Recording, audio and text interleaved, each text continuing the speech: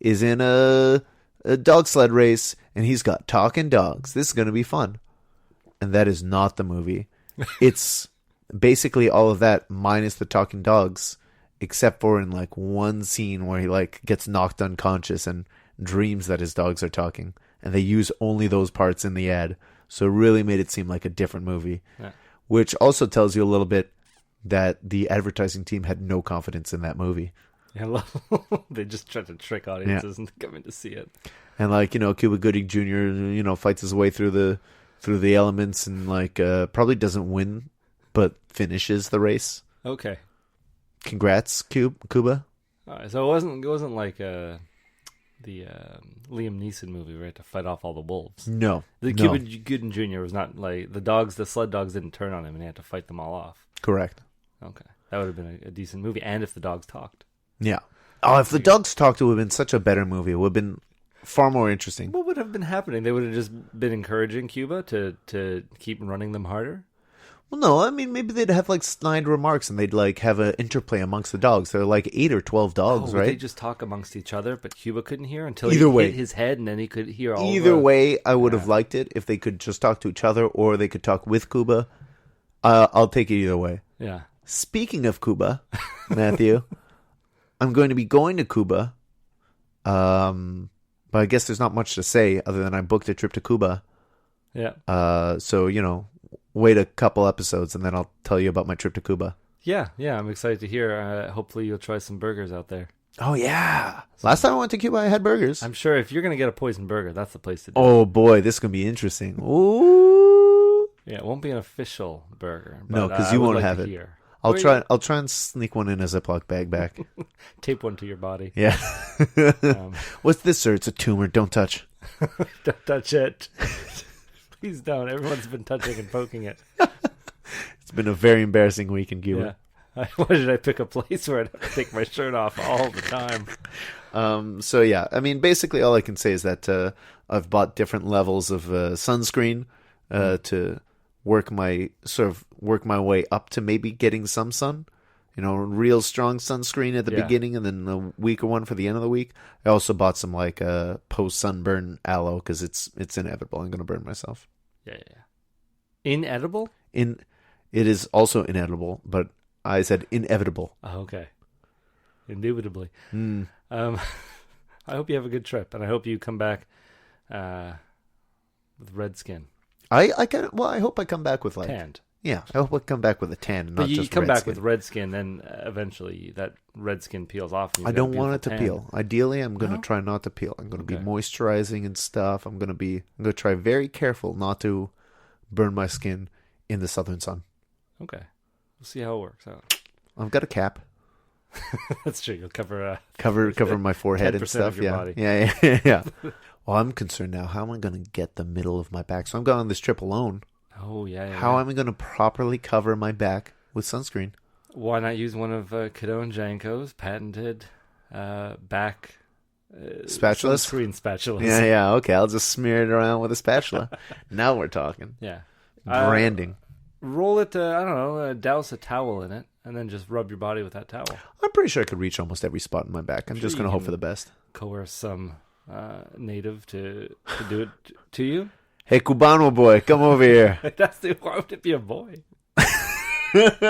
Cubano boy, come over here. I've got some sunscreen. I've got a big white back, and I've got $2 American for you. Big white back, $2 American. Yeah, it's a good deal, man. I guess so. Why does it have to be a boy, though? Just some other kid who's on vacation. Yeah, that's it. So, someone with some boy with his family, like, hey, you boy, come here, rub my back. The parents get angry. You're like, it's my vacation too, I want to solicit young boys to rub cream on me. I mean, and apparently there's like a lot of like native dogs there. Last time I went to Cuba, there were a bunch of native dogs. In the resort? Yeah, they're just kind of running around, and they're nice, friendly dogs. Sick. I don't find it is because I like dogs. I'm a dog person. But I can just imagine that I will be just like the Coppertone kid, just having a dog pull my shorts off, and I'll be like, oh, I've got a pasty white butt. Oh, you caught me. because I did get copper tone. please try and get that photo taken. I'm going alone. There will be no one to take that photo. Selfie stick. Well, I get. Are you into that? Hey, Cubano boy, come over here. I need you to take a photo. No, he's stealing my camera. This dog's got my shorts on. No. Yeah, it can go south real quick. I'm not getting a selfie stick. I refuse to. Okay.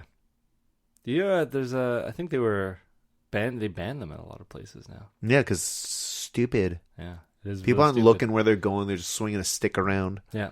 I used to take selfies of myself before they were announced as selfies. I remember I went to the Comic-Con in Toronto, and my whole thing was like, I'm going to get a picture with all these celebrities, and they're not even going to know. And I wouldn't wait in line, and I got, who's that guy who played Hercules? Sorbo.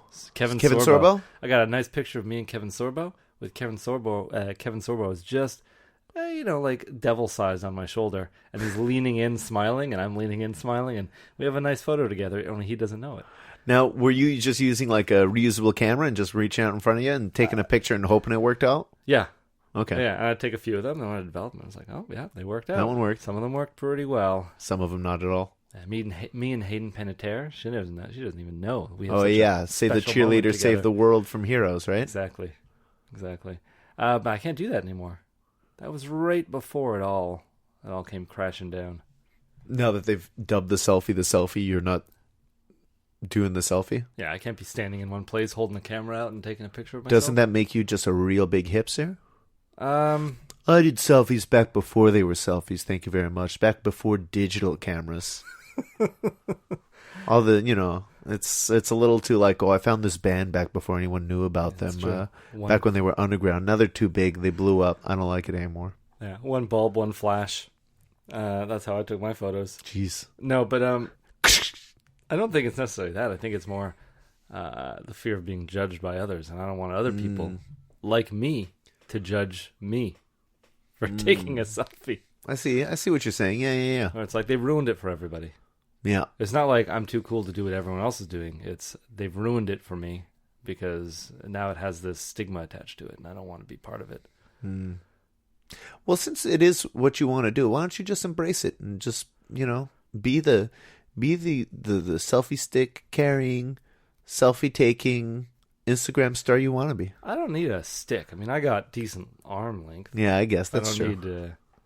I don't need such a distance. I don't know anyone who needs such a distance. Now, okay, Matthew, getting back to the topic at hand. Yes, when I met Jay Baruchel the first time. Yes. I was with Tito, and we made fools of ourselves because we saw him at the end of the Pan movie. You were still watching Snow Dogs. We saw him standing around awkwardly. He was definitely not as famous back then. He had only been in My Hometown and an episode Popular of Mechanics for Kids, an episode of Are You Afraid of the Dark? Oh. We went up to him. Breakout role. I had my video camera on me at the time, turned the light on, and before he knew it, the paparazzi was in front of him, me and Tito. You? Yeah. With a bright light in his face, and you could see him squinting and be like, I didn't even care. We just had it up, and Tito's like, hey, aren't you that guy from Undeclared? Oh, Undeclared. Oh, he wasn't Undeclared. Yes, started. Okay. He was. So aren't you that guy from Undeclared? So that's a pretty big role. That's, right as it started. One season. Yeah. And it got canceled. So yeah, wow. That was like 2 years. But that was an American TV show. That's true. All those other ones were Canadian. Yeah, maybe not Popular Mechanics for Kids. That might have been syndicated or whatever. Anyway. Perhaps. And we just started fake interviewing him, like, what'd you think of Spice World 2? I'd be like, sorry, what, they made a Spice World 2? He was like, yeah, what'd you think of it? It was, and just like, I didn't even know. I was like, oh, it's too bad. What, just nonsense questions while we had this bright light on him. And then we asked if we could take a picture with him, and it was, again, with film, so I couldn't see what face he made. We asked his friend. We didn't even ask his friend. He was with a friend. And can we get a picture with you? And he's like, yeah, sure. And then we just looked around and was like, well, you're a nobody. Here, take the camera. Take the photo of us. That's really how we treated it. And then when we got the pictures developed later, we saw that he had the biggest smile on his face.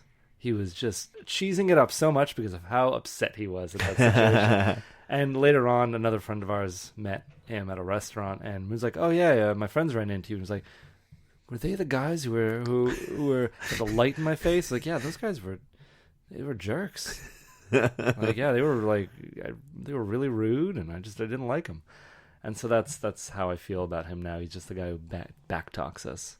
Well, I mean, you guys came out of nowhere and shone a light in his eyes and asked him about movies that don't exist. It's true, but he should be ready. He's a celebrity that we were testing. Well, we were getting him ready. I guess, yeah. I mean, I don't know. I've met.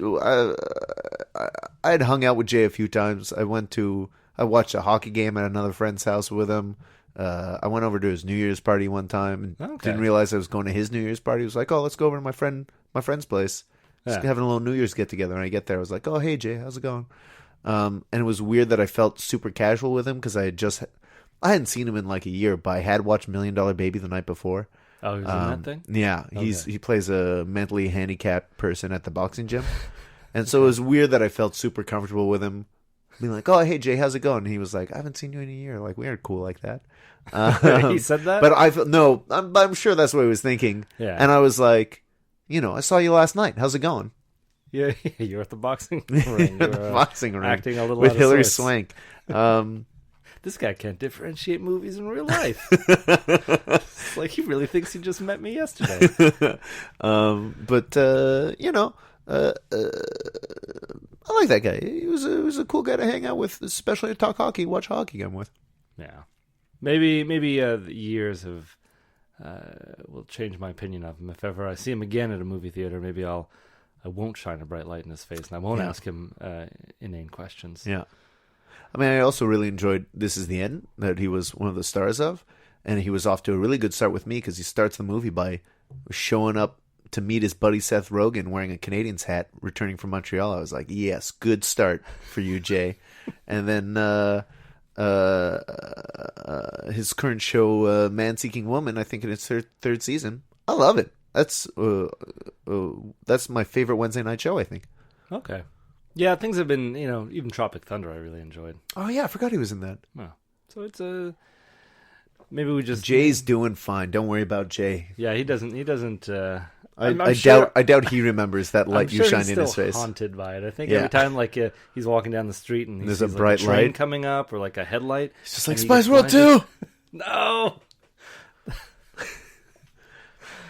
No, I'm sure that's not the case. So what about the burger? So we had on the menu, it's mostly a breakfast place with like some sort of Jewish diner lunch type of place, type of items. Like as we were leaving, I saw someone who had, I mean, I don't know what the item on the menu would be, but it was like a ball of tuna salad and a ball of egg salad and some pieces of bread, so you can sort of like make a little sandwich out of it. Sick. Oh, you don't like tuna salad sandwich? No. Why not? Tuna. You don't like egg salad sandwich? No. Why not? Egg. You don't like eggs? Not in salads. Well, it's not in a salad. There are no leaves. Yeah, but usually the egg and egg salad sandwiches are hard-boiled eggs. That's right. You don't like hard-boiled eggs? They stink, man. Matthew, you're so picky. I had a little Lego house once, and my dad made hard-boiled eggs to be the little men that went inside the Lego house, and that stank, man. Well, yeah, that may not have been the best idea, yeah. That's a little weird. Couldn't have picked up a couple of Kinder Surprises and just eaten the chocolate and leave the little orange egg to be the... A gummy bear would have sufficed, I think. Yeah, honestly. Hard-boiled eggs. That would have dried up. Interesting. I feel like everything that happened in your childhood scarred you in some way, Matthew. It made me who I am today. That's right. All of my dietary restrictions are based around horrific moments in my past. Based on playtime. Yep. So yeah, mostly breakfast, lunch joint. The place closed at 3. We couldn't go there for dinner if we wanted to. No. It's a good thing it's Wednesdays at lunch. And so looking through the menu, we both ordered the burgers, but they were pushing their smoothies. Right above the entrance, there was a big sign showing all the smoothies, but I didn't take the time to actually read it. As you were coming in there, it says beauty smoothies. They're really pushing the smoothies. So I was curious, what kind of smoothies they got here? It says they've got a Classico, they've got a green smoothie, a red smoothie, a pink smoothie, an apple pie smoothie. What does that mean? And then it's like a chocolate and vanilla milkshake. Yeah. And there were a couple other smoothies. Like obvious ones like a banana, strawberry. Okay, perfect. So obvious. Yeah, well, I mean, I'm not against it. There was one called like mango pineapple. What do you think was in there? You know, like, all right. Pineapple. Yeah. No Mango. mango, actually, interestingly enough. Kiwis. So